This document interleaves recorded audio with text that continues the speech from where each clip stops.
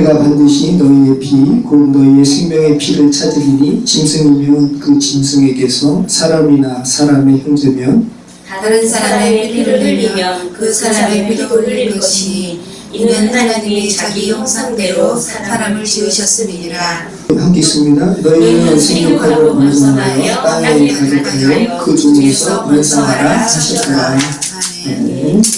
네, 생명의 피를 찾으리니라는 제목으로 오늘 말씀 낭독을 하겠습니다. 우리 지난주 말씀을 잠시 되돌아보도록 하겠습니다. 지난주에는 한 장 전체를 하루에 다 살펴보았습니다.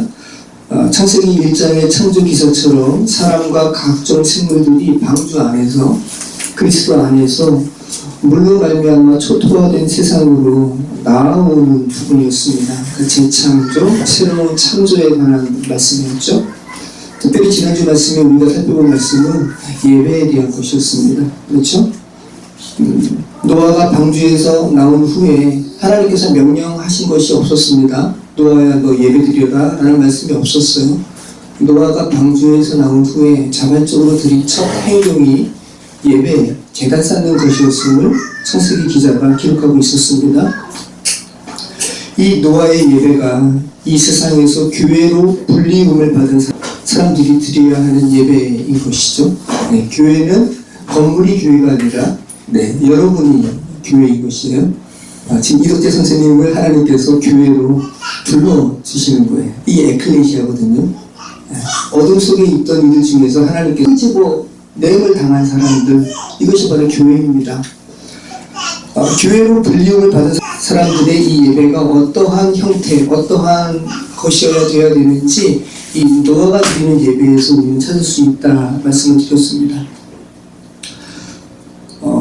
방주 안에서 그죠? 1년이 넘게 홍수로 말미암아 초토화된 세상 밖으로 첫 발을 내린 노아의 감정이 어떠했을까라는 것을 우리가 지난주에 좀 생각을 해봤잖아요.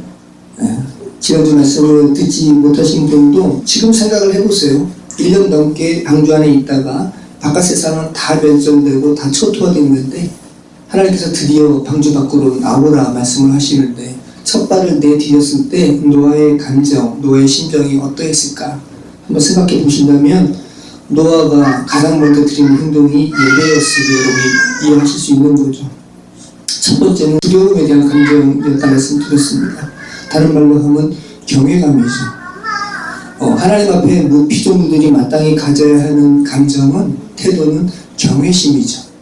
하나님을 두려워하는, 그냥 무서워하는 것이 아니라 마땅히 두려워함, 그죠? 마땅히 경외함, 피조물로서 창조주이신 하나님을 마땅히 경외하는 거죠. 근데 지금 노아의 시대나 지금의 시대랑 똑같은데 세상 사람들이 하는 행동을 보시죠? 하나님을 마땅히 경외함이 없죠? 함부로 행동하는 거예요. 짐승처럼. 그렇게 멸망당하는 겁니다.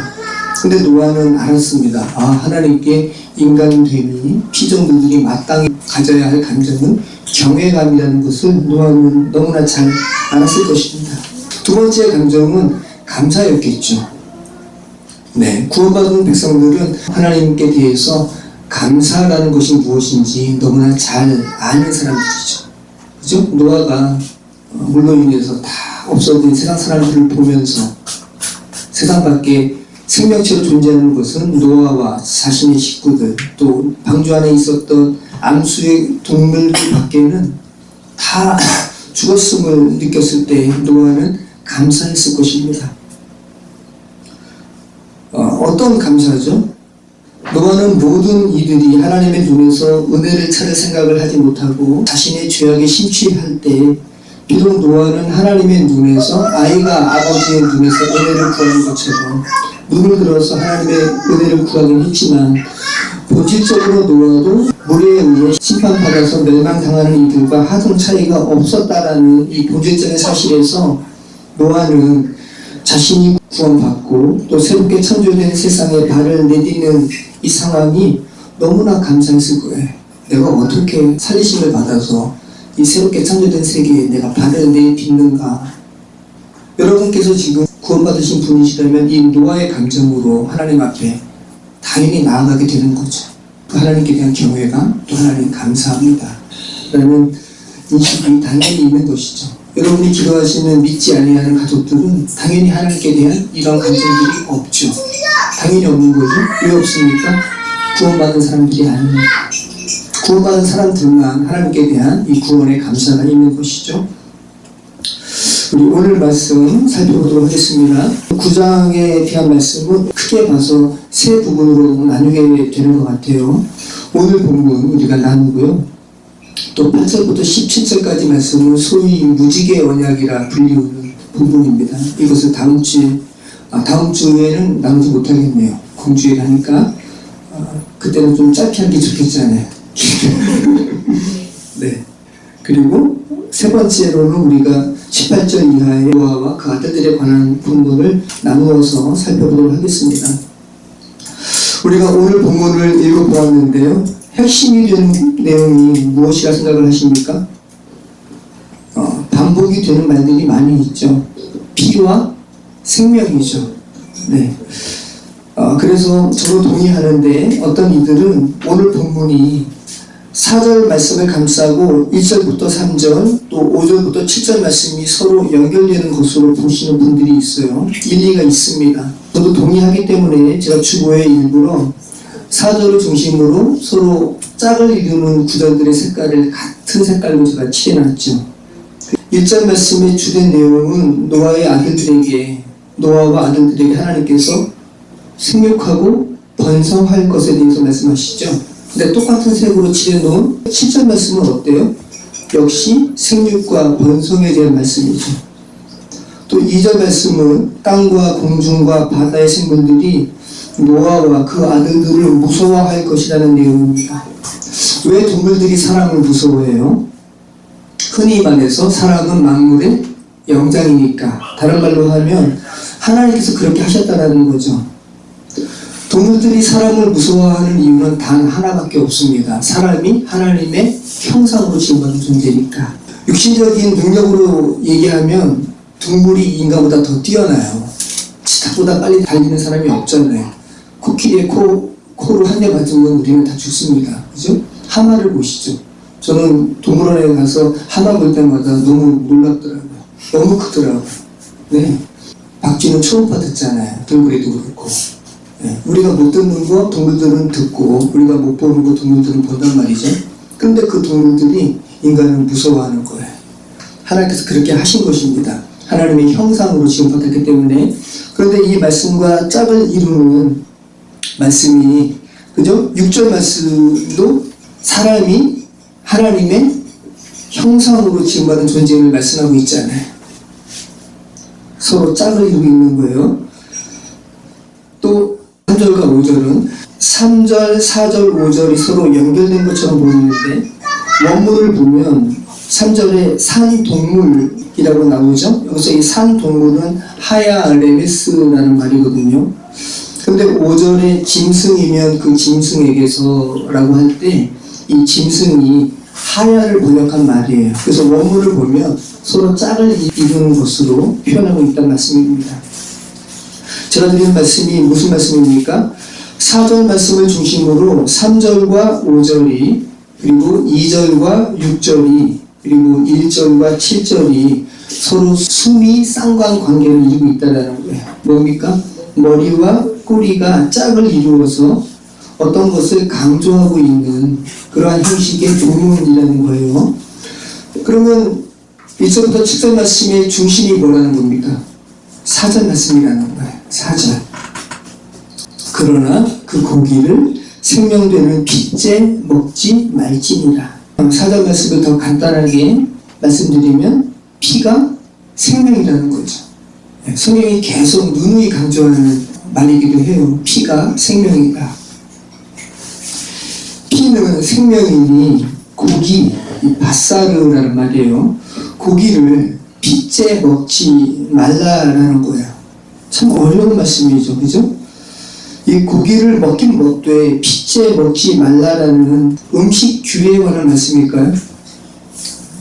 그렇게 보는 이들도 있어요.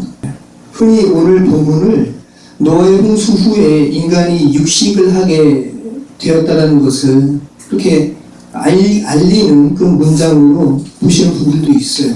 표피적으로 문장의 의미만 취하면 그렇습니다. 여러분, 천지창조, 하나님께서 하늘과 땅을 창조하셨어. 별을 창조하셨어. 라는 이 천지창조도 그렇고, 노아의 이 방주도 그렇고, 성경이 말하는 이 복음을 설명하는 이 말들을 단순히 활자로 기록된 표피적인 문장의 의미만 보면 아주 단편적인, 일차적인 이해만 하게 돼요. 어떤 이들은 하나님의 천지창조도 안 믿고 노아의 홍수도 안 믿는 불신자들에게 물리적인 천지창조와 물리적 홍수의 증거를 주기 위해서 이 성경이 기록된 거야 라는 말을 하기도 하는데, 여러분 정말 그럴까요? 그러면 성경의 진술이 물리적인 천지창조와 물리적 홍수의 증거, 또 방주의 실제, 오늘의 이 인간이 육식을 하게 된 것을 알리는 문장임을 믿는 이들에게 한번 물어본다면, 여러분 중에서도 혹시 성경이 말하는 천지창조, 물리적인 천지창조지, 여기서 지금 육식 먹지 말라는 거, 육식을 먹게 하는 거, 단순한 그 육식에 관한 규례지라고 생각하시는 분들이 있다면 제가 한번 여쭤볼게요. 속으로 한번 대답해 보십시오. 물리적인 천지창조, 물리적인 홍수의 증거, 또 실제 방주가 있었음을 성경에 논증하고, 또 인간이 실질적으로 육식을 하게 된 시기가 노아의 홍수 후라는 것을 알려주는 기사임을 여러분이 수긍한다면, 그런 여러분의 그 수긍이 그리스도인의 궁극적인 구원과 어떤 관계가 있습니까?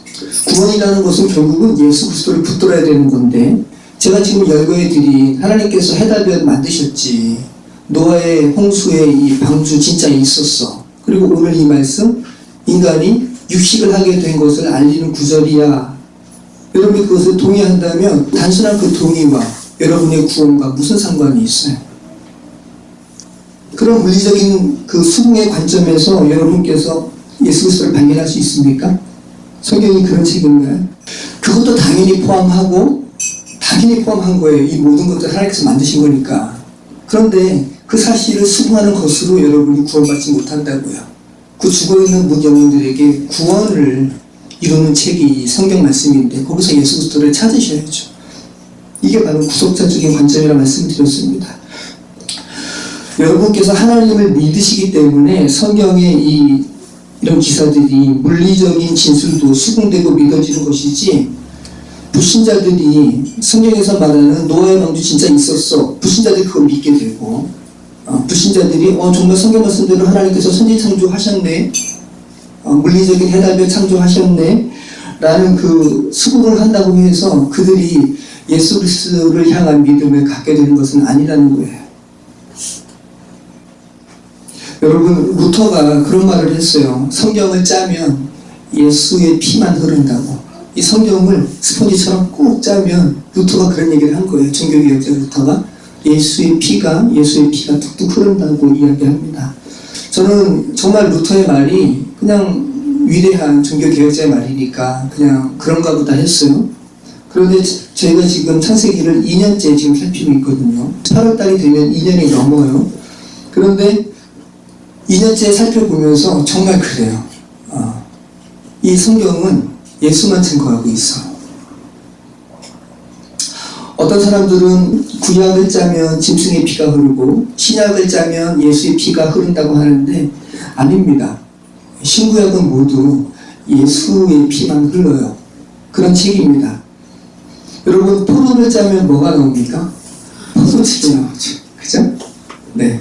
저희 조 기자님 집이 카페이기도 하니까 저희 집의 대표 메뉴가 스무디예요. 저희 스무디 되게 맛있습니다. 저는 이 카페를 하면서 스무디를 처음 먹어봤어요. 제가 이렇게 약간 촌스러워서. 근데 정말 맛있네요. 저희 아이 엄마가 이 카페 메뉴를 할 때 일본 그 카페 잡지도 보고 나름대로 이 스무디 레시피를 많이 연구한 거예요. 저는 그래서 손님들이 오면 스무디는 저도 잘 만들어요. 레시피에 다 적어놔서 그거 보고 하면 됩니다. 근데 제가 만든 게 더 맛있어요. 왜 그런 줄 아세요? 제가 잘 모르니까 좀 많이 넣어요. 많이 넣으니까 더 진해요. 네. 참 단순합니다. 딸기 넣으면, 딸기 넣는데 블루베리 스무디가 안 나와요. 그죠? 딸기 넣으면 딸기 스무디 나오고, 네. 망고 넣으면 망고 스무디 나오고, 블루베리 넣으면 블루베리 스무디 나오는 거예요. 얼마 전에 어떤 분이 오디 주셔서 오디 넣었더니 오디 스무디 나오잖아요. 너무 당연한 거죠. 이게 세상에 하나님께서 허락하신 진리죠. 성경은 예수 그리스도에 관해서 기록된 책이기 때문에 이 성경을 짜면 예수 그리스도만 나오는 거예요. 그리고 예수 그리스도의 피만 흐르는 겁니다. 너무 당연한 거죠. 창세기는 그것을 시작부터 그것을 분명히 하고 있고, 출애굽기를 비롯해서 레위기, 민수기, 성경 66권 전체가 예수의 피만 증거하고 있습니다. 자, 4절 말씀에 이 고기를 생명되는 핏째 먹지 말라라는 말씀에서 고기로 번역된 말은 바사르라는 단어예요. 성경에서 사람을 하나님의 숨을 불어넣으신 산 존재, 산영, 네페시 하야가 아니라 이제 바사르, 정육점에 걸려있는 고기와 다를 바 없다라고 하나님께서 한탄하시는 그 장면이 어디였습니까? 창세기 6장 1절과 3절에서 죄로 인해서 육체가 된, 육신이 된 사람들을 향해서 하나님께서 안타까운 말씀을 하시죠. 사람이 땅 위에 번성하기 시작할 때에 그들에게서 딸들이 나니 하나님의 아들들이 사람의 딸들의 아름다움을 보고 자기들이 좋아하는 모든 여자로 아내로 삼는지라. 여호와께서 이르시되 나의 영이 영원히 사람과 함께하지 아니하리니 이는 그들이 육신이 됨이라. 그러나 그들의 날은 120년이 되리라 하시니라. 성경에서 이 바사르는 하나님의 영이 떠난 이들을 가리킬 때 사람의 육체를 의미하는 말로 사용되기도 하고요. 또 물로 인해서 결국은 멸절되는 육체, 사람뿐만 아니라 모든 기식 있는 생물들을 의미할 때도 이 바사르가 사용되기도 해요. 창세기 7장 21절 땅 위에 움직이는 생물이 다 죽었으니 곧 새와 가축과 들짐승과 땅에 기는 모든 것과 모든 사람이라. 물로 인해서 다 죽는 이 생물 할 때 이 바사르예요. 그런데 하나님께서 방주 안으로 들여보내시는 사람을 비롯해서 모든 생물들의 안수, 환상씩 들여보내실 때 그 생물들도 이 바사르가 사용되기도 합니다. 창세기 7장 15절 무릇 생명의 기운이 있는 육체가 둘씩 노아에게 나와 방주로 들어갔으니, 여기서 이 육체, 바사르예요. 그러니까 바사르가 타락한 사람만 지칭하는 것이 아니라는 거죠. 그런 의미도 한번 생각을 해보시고요. 4절 말씀, 그러나 그 고기를 그 생명되는 핏째 먹지 말 것이니라. 오늘 이 본문 4절에 이 고기가 어떤 것을 받은 거죠? 3절에 산 동물이에요. 모든 산 동물은 너희의 먹을 것이 될지라. 채소같이 내가 이것은 다 너희에게 주노라. 그러나 고기를 그 생명되는 핏째 먹지 말 것이니라. 근데 여기서 산 동물로 번역된 이 단어는 레메스라는 단어거든요. 땅에 기는 동물을 의미할 때 이 레메스가 사용돼요. 히브리어 성경을 헬라어 성경으로 번역한 셉투아진트라는 성경이 있다고 그랬죠. 그래서 예수님의 시대의 사람들은 이 셉투아진트를 본 거예요. 히브리어가 아니라 헬라어로 본 겁니다. 고대 헬라어로.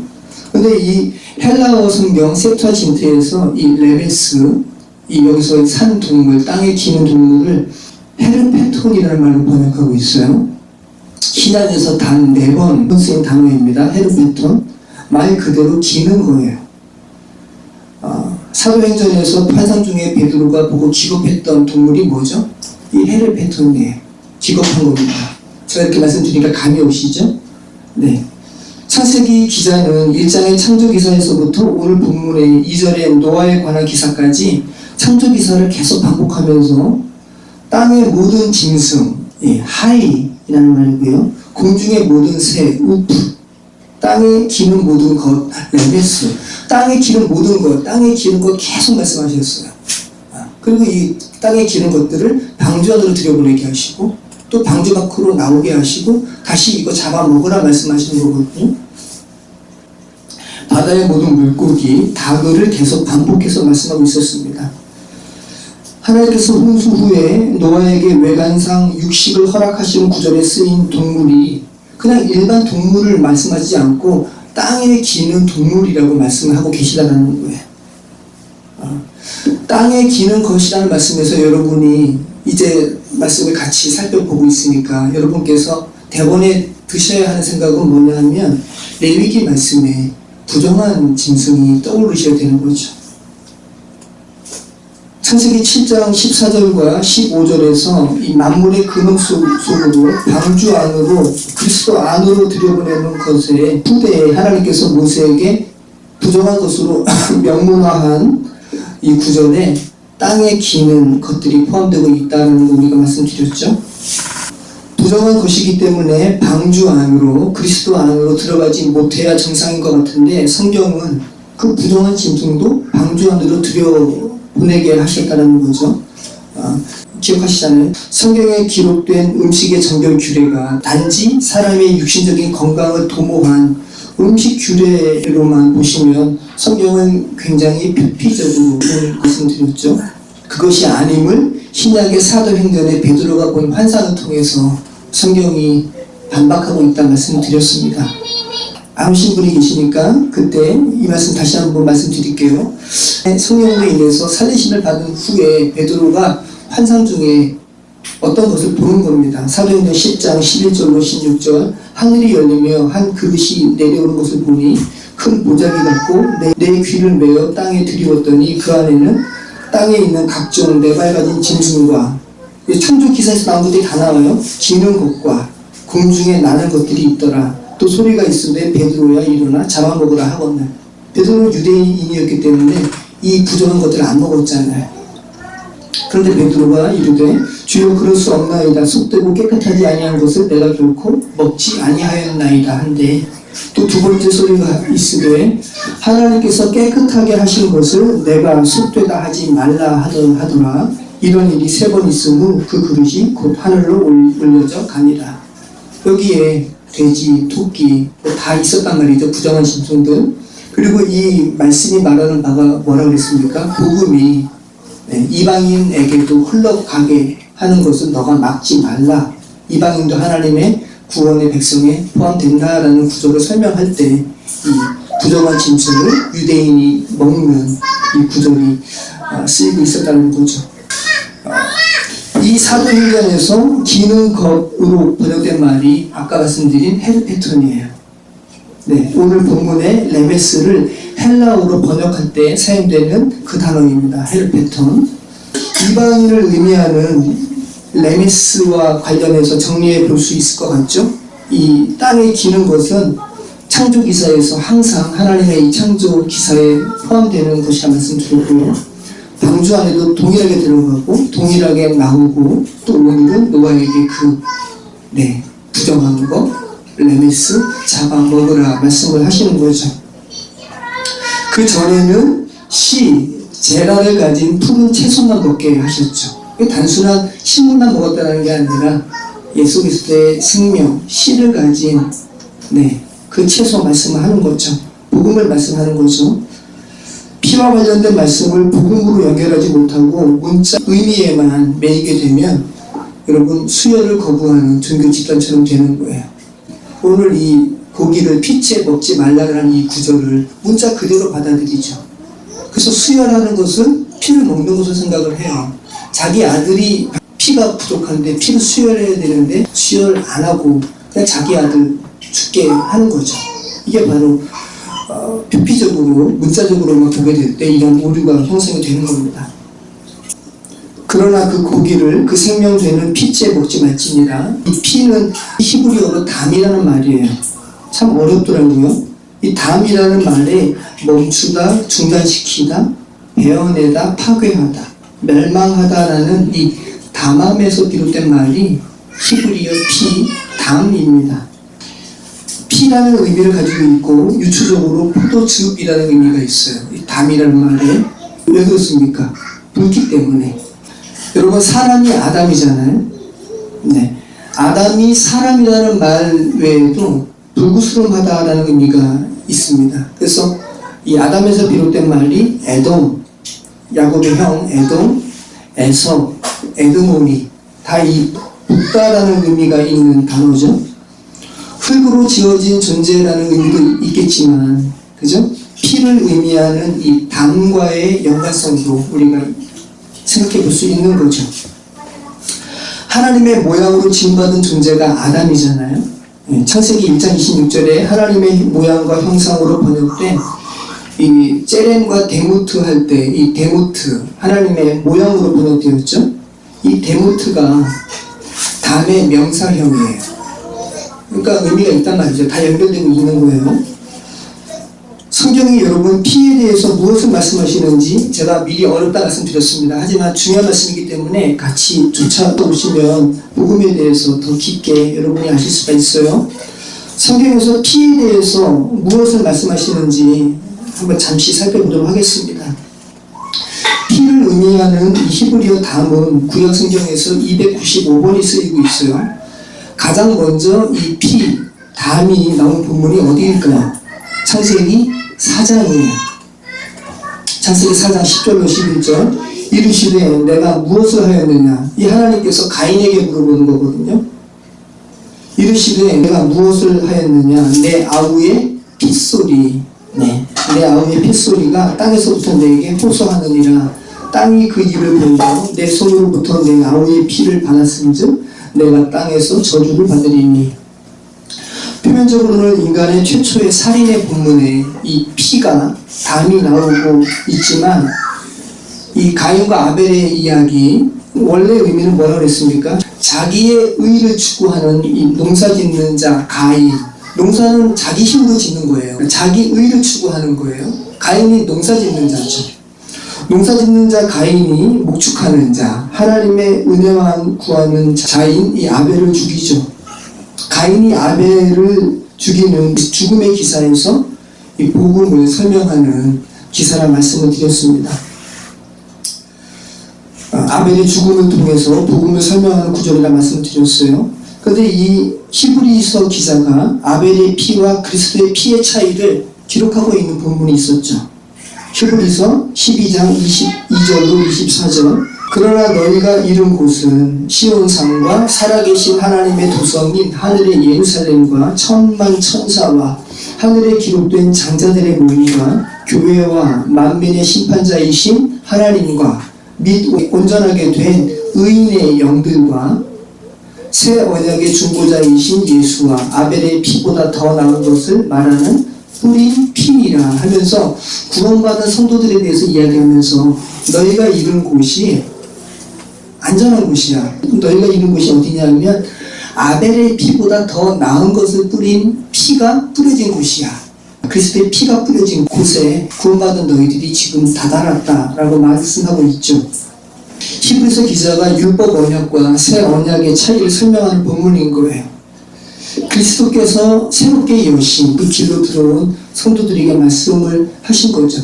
너희들이 지금 다다른 곳이 그리스도의 피가 뿌려진 곳이고 그 그리스도의 피가 뿌려진 곳임을 비교하면서 아벨의 뿌려진 피에 대해서 설명하고 있는 거죠. 아벨의 피보다 더 나은 피라는 거죠. 그리스도의 피가 어떤 의미죠? 아벨의 피보다 더 나은 그리스도의 피는 어떤 의미가 있겠습니까? 아벨의 피는 너희들의 죄를 속하는 그 피가 아니지. 그리스도의 피는 너희들의 죄를 속하는 속죄의 피야 라고 말씀하고 있는 거죠. 아벨의 피는 지금 아까 말씀드렸죠? 가인에게 하나님께서 뭐라고 그랬어요? 아벨의 피가 내 아우의 핏소리가 내게 호소하느니라.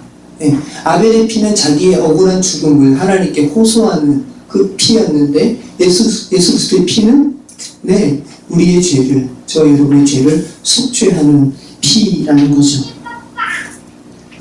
그리고 그들의 피는 그 아벨의 피와 또 예수 그리스도의 피는 하나님의 의가 무엇인지 세상에 전하는 피라는 공통점이 있어요. 하나님과 인간 사이의 근본적인 문제를 해결한 피, 이 그리스도의 피라는 겁니다. 히브리서 10장 11절로 17절. 제사장이 매일 서서 섬기며 자주 같은 제사를 드리되 이 제사는 언제나 죄를 없게 하지 못하거니와. 제사장이 속하는 이 율법의 이 피는 매일의 죄만 속할 뿐이죠. 한 번 죄를 속한 다음에 제사장이 영원히 쉬는 것이 아니라 다음날 또 출근해가지고 또 똑같이 죄를 속하는 이 의식을 행해야 된단 말이죠. 이것을 비교하면서 예수 그리스도의 피에 대해서 설명하고 있는 걸 히브리서 기자가. 제사장마다 매일 서서 섬기며 자주 같은 제사를 드리되 이 제사는 언제나 죄를 없이 하지 못하거니와 오직 그리스도는 죄를 위하여 한 영원한 제사를 드리시고 하나님 우편에 앉으사 그 후에 자기 원수들을 자기 발등상이 되게 하실 때까지 기다리시나니 그가 거룩하게 된 자기를 한 번의 제사로 영원히 속죄하게 하셨습니다. 예수 그리스도의 피의 능력이에요. 한 번의 제사로, 그죠? 십자가에서의 그 하나님 예수 그리스도의 그 죽으심으로 영원히 영단번에 속죄케 하신 피라는 겁니다. 그가 거룩하게 된 자들을 한 번의 제사로 영원히 온전하게 하시느니라. 또한 성령이 우리에게 증언하시되 주께서 이르시되 그날 후로는 그들과 맺은 언약이 이것이라 하시고 내 법을 그들의 마음에 두고 그들의 생각에 기록하리라 하신 후에 또 그들의 죄와 그들의 불법을 내가 다시 기억하지 아니하리라 하셨으니. 여러분, 창세기에 아까 구약 전체는 295번 이 피가 나온다고 그랬고 창세기에 나오는 피와 관련된 부분은 많지 않아요. 이 아벨에 관한 피, 그리고 오늘 우리가 살펴보는 고기와 피를 함께 먹지 마라는 부분과 창세기 후반부에서 요셉을 미디안 상인에게 팔아넘기고 그 요셉의 형들이 요셉이 입었던 그 채색 옷에 어떤 것을 묻힙니까? 염소의 피를 묻히죠. 그리고 아버지 야곱에게 갖다 주는 거잖아요. 그 야곱이 자기가 사랑했던 그 요셉의 채색 옷에 묻힌 그 피를 보고 야곱이 아주 복음적인 말을 외친다고 했죠. 기억하세요, 여러분? 창세기 37장 33절 말씀이죠. 야곱이 이렇게 얘기하죠. 악한 짐승이 그를 잡아먹었도다. 그가 분명히 찢겼도다. 요셉이 여러분 죽지 않으면, 또 요셉이 예표하는 그리스도께서 죽지 않으면 우리가 하나님의 아들로 태어날 수가 없죠. 그래서 굉장히 영적인 외침을 하는 거예요. 요셉이 정말 죽었도다. 그리스도께서 정말 죽으셨도다 라는 말을 하고 있는 거죠. 성경이 다시 한번 이 요셉의 이야기는 예수의 이야기고 복음의 이야기라는 것을 다시 한번 이스라엘의 외침을 통해서 분명히 하고 있다 말씀을 드렸어요. 이 야곱이 나중에 요셉을 만났을 때 야곱에게 있어서 요셉은 어떻게 된 겁니까? 죽음에서 살리심을 받은 것이죠. 피와 관련해서 성경은 계속해서 복음과 연결시키고 있다는 거예요. 복음, 생명을 살리는 이야기에 피가 등장하고 있다는 겁니다. 여러분, 성경 말씀이 아니더라도 피는 살아있음과 직결되는 것이죠. 피를 많이 흘리게 되면 사람은 죽죠. 그리고 죽은 사람의 몸에는 피가 더 이상 돌지 않아요. 레위기 17장에서 피와 관해서 중요한 말씀이 많이 기록되어 있는데 여러분 중요한 말씀에 한번 들어보세요. 레위기 17장 10절로 14절 이스라엘 집사람이나 그들 중에 거하는 거류민 중에 무슨 피든지 먹는 자가 있으면 내가 그 피를 먹는 그 사람에게는 내 얼굴에 대하여 그를 백성 중에서 끊으리니 피 먹지 마라는 거죠. 육체의 생명은 피에 있습니다. 내가 이 피를 너희에게 주어 제단에 뿌려 너희의 생명을 위하여 속죄하게 하였나니 생명이 피에 있으므로 피가 죄를 속하느니라. 이 말씀이 참 흥미로운데요, 여러분. 여기 피에 예수의 피라는 말, 예수의라는 말을 이렇게 넣어보세요. 그럼 복음이 더 잘 설명이 되죠. 생명이 예수의 피에 있으므로 예수의 피가 죄를 속하느니라. 그죠? 그러므로 내가 이스라엘 자손에게 말하기를 너희 중에 아무도 피를 먹지 말면, 또 피 먹지 말라고 나오죠? 너희 중에 거류하는 거류면이라도 피를 먹지 말라 하였나니. 계속 창세기 말씀이 반복되고 있잖아요. 모든 이스라엘 자손이나 그들 중에 거하는 거류민이 먹을 만한 짐승이나 새를 사냥하여 잡거든 그것을 피를 흘리고 흙으로 덮을지니라. 모든 생물은 그 피가 생명과 일체라. 피가 생명과 일체라고 얘기하고 있죠. 그러므로 내가 이스라엘 자손에게 이르기를 너희는 어떤 육체의 피든지 먹지 말라 하였나니 모든 육체의 생명은 그것의 피인즉 그 피를 먹는 모든 자는 끊어지리라. 여러분, 표면적으로 물리적으로 단순하게 피를 먹지 말라라는 것으로 여러분 해석하시면 안 돼요. 저는 가끔 선지국 먹어요. 전 선지국 좋아합니다. 스테이크도 약간 피기가 있는 게 맛있잖아요. 이거를 물리적인 것으로 보시면 안 된다는 거예요.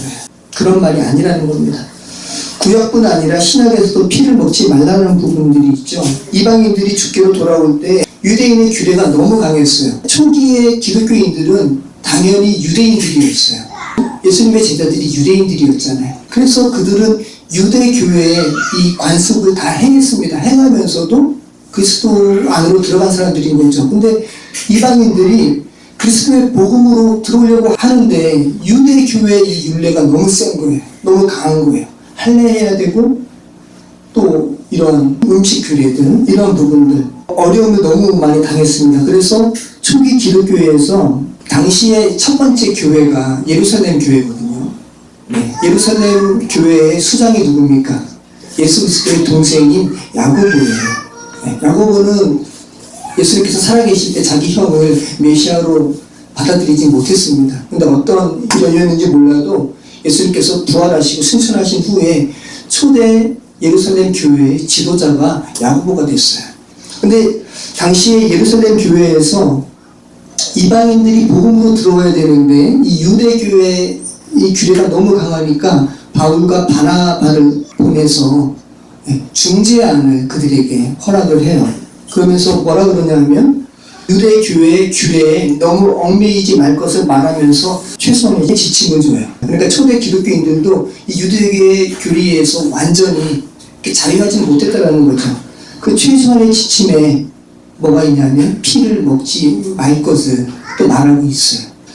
당시에 최소한의 덕스러운 판단으로 여러분이 이해했으면 좋겠습니다. 단순한 물질적인 이 음식 규례가 아니라는 거예요.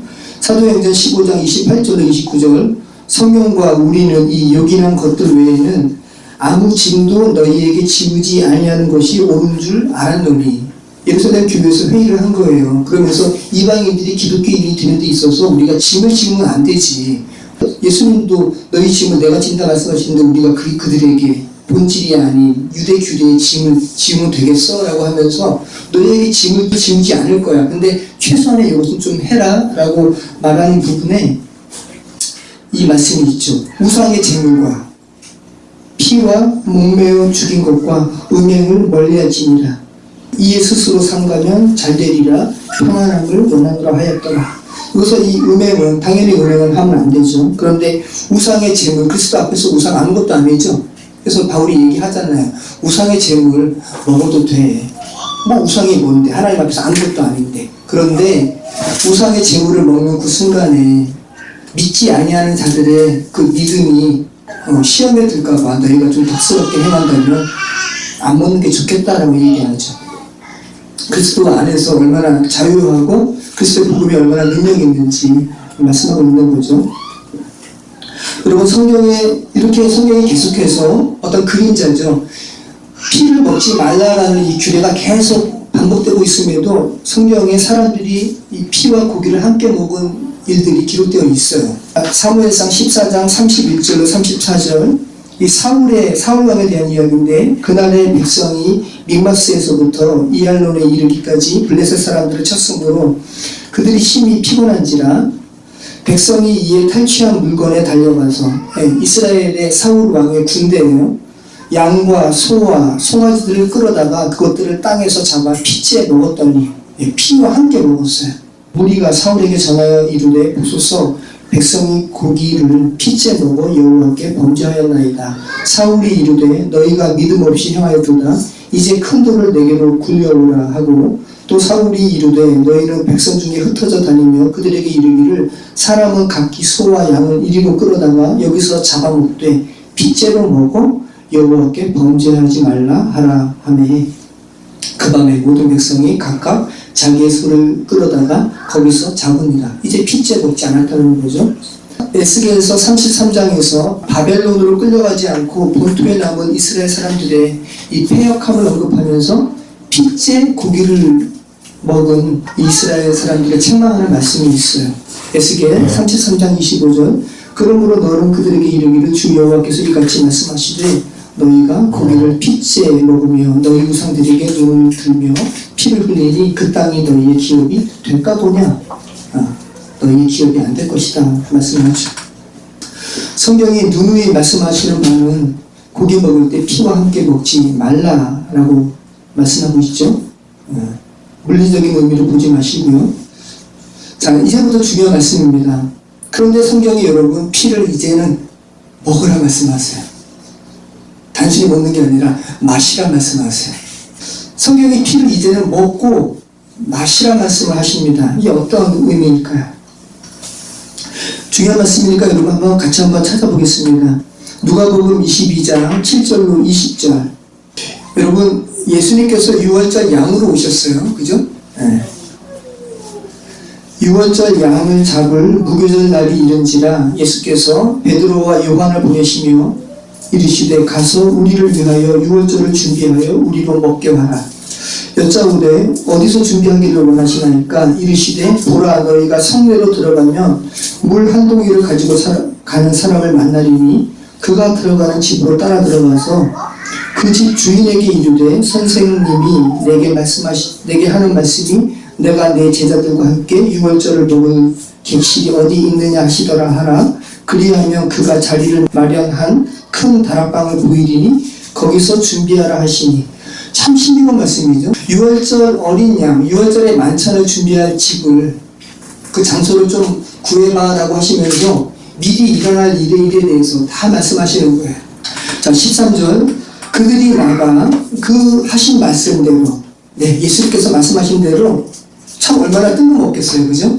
근데 그대로 했어요. 그대로 해서 유월절을 준비하니라. 때가 이름에 예수께서 사도들과 함께 앉으사 이르시되 내가 고난을 받기 전에, 십자가에서의 죽으심이죠. 고난을 받기 전에 너희와 함께 이 유월절 먹기를 원하였노라. 두 번이나 말씀하세요. 내가 너희와 함께 유월절 음식을 먹기를 정말 원했어. 너희가 이 유월절 음식을 먹으면서 단순히 물리적으로 한 회에 그치는 이 음식이 아니라 영원한 어린 양으로 죽는 이 나 예수를 너희가 기억하기를 내가 원하고 원했어 라는 말이죠.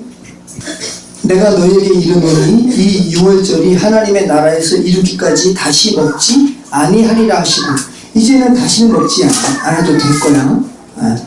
이에 잔을 받으사, 포도주죠. 잔을 받으사 감사기도 하시고 이르시되 이것을 갖다가 너희끼리 나누라. 내가 너희에게 이르노니 내가 이제부터 하나님의 나라가 임할 때까지 포도나무에서 난 것을 다시 마시지 아니하리라 하시고, 또 떡을 가져 감사기도 하시고 떼어 그들에게 주시며 이르시되 이것은 너희를 위하여 주는 내 몸이라. 이게 좀 성찬하시는 거죠. 네.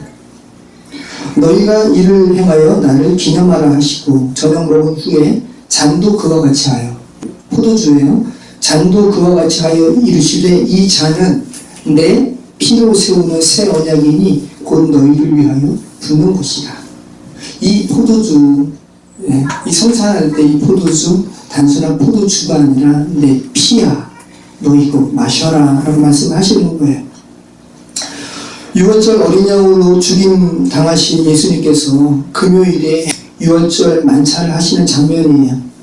하나님께서 그토록 구약에서 먹지 말라 하신 피를 이제 예수님께서 단순히 먹는 게 아니라 마시라라고 말씀을 하시는 거죠. 그 이유는 단 하나예요. 이 피는, 예수 그리스도께서 주시는 이 피는 먹어도 되고 또 안 먹어도 되는, 마셔도 되고 안 마셔도 되는 그 피가 아니라 성도에게 있어서 반드시 마셔야 되는 피라는 거죠. 그래서 초대교회에서 기독교인들이 오해받은 것 중에 하나가 뭐냐면 기독교인들이 자기 자식을 잡아먹는다는 오해가 당시에 퍼졌었어요. 그래서 실제로 박해받고 기독교인들이 죽기도 했습니다. 예수님께서 내 살이야 먹어? 이건 나의 피다 라는 부분을 기독교인들이 예수 그리스도의 죽으심을 기념할 때마다 이 의식을 행했거든요. 그러니까 전에 복음에 대해서 모르는 사람들은 그리스도인들이 시기를 하는 것으로 오해했단 말이죠. 그래서 실제로 많이 박해를 당했습니다. 여러분, 박해를 받을 정도로 오해의 소지가 있는 그리스도의 살을 먹고 피를 마시라는 예수님의 말씀이 무엇을 의미하는 것일까요? 여러분께서 지금 세례 받으신 분들은 성찬할 때 이 피와 이 살을 먹는데 단순히 뭐 조그만 전병 먹고 조그만 포도즙 먹는 것이 아니라 이 의미를 여러분이 깊이 아셔야 되는 거죠.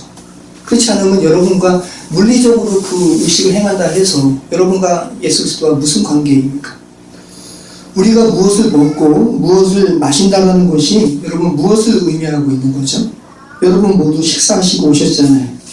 그 음식과 아침에 드셨던 그 음료가 지금 여러분에게 어떻게 되었습니까? 여러분의 몸의 일부가 되었어요. 여러분의 몸이 되었습니다. 우리가 먹는 음식과 우리가 마시는 음료는 우리의 살과 우리의 피를 이루게 되지만 그리스도의 피를 먹고 그리스도의 살을 먹는 것은 도리어 그 반대가 돼요. 예수 그리스도의 살을 먹고 예수 그리스도의 피를 마실 때 우리는 예수 그리스도의 몸의 일부가 되는 거예요. 그리고 예수 그리스도의 지체가 되는 거예요. 영원한 생명을 먹음으로 우리가 영원한 생명을 이루게 되는 겁니다. 예수님께서 직접 또 이 말씀하시죠. 요한복음 6장 48절로 58절. 내가 곧 생명의 떡이니라. 예수님께서 당신 보고 말씀하시는 거예요. 야, 나는 생명의 떡이야. 너희 조상들은 광야에서 만나를 먹었어도 죽었거니와 이는 하늘에서 내려오는 떡이니 사람으로 하여금 먹고 죽지 아니하게 하는 것이니라. 나는 생명의 떡이야. 내가 이 생명의 떡으로 온 줄 알아? 너희로 먹고 너희로 죽지 않게 하려고 하늘에서 내려온 산 떡이다 라고 말씀하시죠.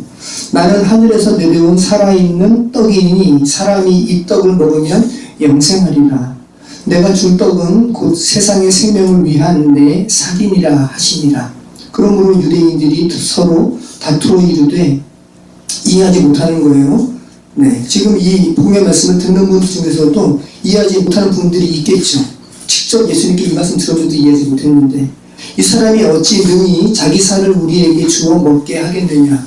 예수께서 이르시되 내가 진실로 진실로 너희에게 이르노니 인자의 살을 먹지 아니하고 인자의 피를 마시지 아니하면 너희 속에 생명이 없느니라. 내 살을 먹고 내 피를 마시는 자는 영생을 가졌고 마지막 날에 내가 그를 다시 살리리니 내 살은 참된 양식이요 내 피는 참된 음료로다. 내 살을 먹고 내 피를 마시는 자는 내 안에 거하고 나도 그의 안에 거하나니 살아계신 아버지께서 나를 보내심에 내가 아버지로 말미암아 사는 것 같이 나를 먹는 그 사람도 나로 말미암아 살리라. 이것은 하늘에서 내려온 떡이니 조상들이 먹고도 죽은 그것과 같지 아니하여 이 떡을 먹는 자는 영원히 살리라. 놀라운 말씀을 하신 거죠. 여러분 말씀 마칠게요. 이스라엘 백성들이 광야에서 농사 지을 수 있는 것도 아니고 음식물을 살 수 있는 것도 아닌 상태에서 예수님께서 말씀하신 하늘에서 내려온 만나라는 음식을 40년 동안 먹고 지냈어요. 기적이죠. 아침에 눈을 떠서 들로 나가면 장막 밖으로 나가면 하늘에서 만나가 떨어져 있는 거예요. 한 가족이 그날 단 한 치의 만나만 수확해서 먹어야 했습니다. 그 이상 욕심을 부려서 다음날에 이 만나가 떨어지지 않으면 우리 굶는 건데 라는 생각에 다음날을 걱정해서 다음날 치의 만나를 미리 모으면 그만큼 썩었어요. 신기하죠. 그런데 안식일 전에는 일을 하면 안 되기 때문에 안식일에는 밖에 나가서 그 만나를 거두면 안 되기 때문에 그래서 하나님께서도 안식일에는 만나를 또 내리지도 않으셨어요. 안식일 전에 이 금요일에는 안식일치의 만나를 더 수확을 했습니다. 그때는 또 안 썩었어요. 얼마나 놀라운 기적입니까? 이 일이 여러분 자그마치 40년이 지속이 되는 거예요. 언제 이 만나가 멈춰졌습니까? 가나안 땅에 들어가서 그 땅의 소산물을 먹은 후에 만나는 더 이상 내리지 않았어요. 여호수아 5장 12절 또 그 땅의 소산물을 먹은 다음 날에 만나가 그쳤으니 이스라엘 사람들이 다시는 만나를 얻지 못하였고 그의 가나안 땅의 수출을 먹었더라. 놀라운 기적의 음식이죠. 만나. 의미는 뭡니까? 너무 신기한 거죠. 이게 뭐지? 라는 거예요. 만나. 뭡니까? 산떡이 수수를 예표하는 거예요. 근데 여러분 40년 동안 아침에만 일어나면 자기가 하루치 먹을 그 양식이 그대 떨어져 있는 것이 40년 동안 지속될 때 이스라엘 백성들에게 기적으로 느껴졌을까요? 그렇죠? 네. 매일같이 다음날 집 밖에 나가면 하루치 음식이 들에 내리는 이 상황이 자그마치 40년 동안 지속이 될 때 더 이상 기적으로 느껴지지 않을 거예요. 이슬처럼 내리는 음식이거든요. 여러분이 지금 아침에 일어나서 산책하는데 풀에 맺힌 이슬을 보면서 기적이라 생각하시는 분이 있으세요? 없잖아요. 근데 기적이란 말이죠. 어떤 분은 우리가 잠을 자는데 아침에 깨어나는 것이 기적이라 그럽니다. 매일 마시는 물을 보면서 우리는 기적으로 여기지 않아요. 매일 우리는 먹는 음식을 보면서 우리는 기적으로 여기지 않습니다. 그런데 엄밀히 얘기하면 기적이에요. 여러분이 지금까지 오늘날까지 사신 삶을 되돌아보시면 하루하루가 기적 아니었습니까? 저는 정말 기적으로 고백해요. 지금 살아있는 것도. 우리는 우리를 생동하게 하는 이 생명을 생각하면서 기적이라 생각을 안 해요. 당연하게 생각해요. 영원히 지속될 것 같다고 생각을 합니다. 하지만 예수님께서 오늘 우리가 읽은 이 요한복음 6장 48절 이하의 말씀을 보면 예수님께서 뭐라고 그러시죠? 야, 그 기적과 같은 그 만나 먹고도 사람들이 죽었어 라고 얘기하고 있잖아요. 너희가 영생하려면 나를 먹어야 돼 라고 말씀하시는 거예요. 내가 산떡이야 라고 말씀하세요. 더 말씀하시죠. 너희가 지금 생명이라 착각하는 육체의 생명은 참 생명이 아니야. 그것은 결국 멈춰질 거고 그치 생명이야. 참 생명은 나다 라고 말씀하시는 거죠. 내 살을 먹고 내 피를 마시는 자가 참 생명 가운데 거하는 거지 라고 말씀을 하고 계시는 겁니다. 여러분, 그 예수 그리스도의 살을 지금 먹으셨나요? 또 예수 그리스도의 피를 마시셨어요? 성찬식에서 의식적으로 행하시는 그거 말고 예수님께서 당신을 먹으라 말씀하세요. 난 하늘에서 내려온 산떡이야. 너희에게 먹히러 왔다 라고 말씀하시죠. 그러면 너희가 먹으면 영원히 살 것이라 말씀하세요. 하늘로부터 내려온 산떡과 그 산피를 마시면 우리가 영생할 거라는 이 진리의 말씀이 그림으로 상징적으로 그려진 본문이 있었죠. 성경은 참 살필수록 어려운 말씀이에요. 출애굽기 34장 28절에 모세가 하나님과 함께 있으면서 40일간 인간이면 꼭 먹어야 하는 음식과 물 먹지도 않고 마시지도 않고 뭐 금식했다는 소리가 아니에요. 하나님과 함께 있을 때 그 육신을 지탱케 하는 음식 또 물 그거 의미 없다라는 거죠. 하나님과 함께하는 영생이라는 말씀이에요. 본문이 말씀하신 말을 잘 생각하시기 바라요. 모세가 하나님과 함께 있으면서 40일간 먹지도 않고 마시지도 않고 하나님께서 돌에 십계명을 기록하셨다라는 말씀을 모세 오경의 기자가 서술하고 있는 거죠. 그러니까 우리를 영생하게 하는 것은 떡과 물이 아니라 하나님과 함께하는 것임을 그림자로 말씀하고 있는 겁니다. 그래서 요한복음 기자도 요한복음 6장 57절 이하에 살아계신 아버지께서 나를 보내심에 내가 아버지께로 말미암아 사는 것 같이 나를 먹는 그 사람도 나로 말미암아 살리라 라고 말씀하고 있는 겁니다. 그럼 여러분, 하나님께서 반드시 여러분에게 찾으시는 것이 뭘까요? 예수 그리스도의 살과 예수 그리스도의 피를 찾는 거죠. 저와 여러분에게 그거 있어야지 영생하는 존재니까. 그렇죠? 영생은 단순히 오래 사는 것이 아니라 그랬죠? 하나님과 그의 보내신 자 예수 그리스도를 아는 것입니다. 예수 그리스도의 피와 예수 그리스도의 살을 먹으면 우리가 하나님과 그의 보내신 자 예수 그리스도를 알게 되죠. 여러분, 제가 오늘 제목으로 삼은 오늘 본문 5절의 말씀을 단순한 이 문자적인 피의 보수적인 관점으로 보지 마시고 생명과 관련된 복음적 관점에서 보시면 전혀 새롭게 읽혀지죠. 내가 반드시 너희의 피, 너희의 생명의 피를 찾으리니라고 말씀하시죠.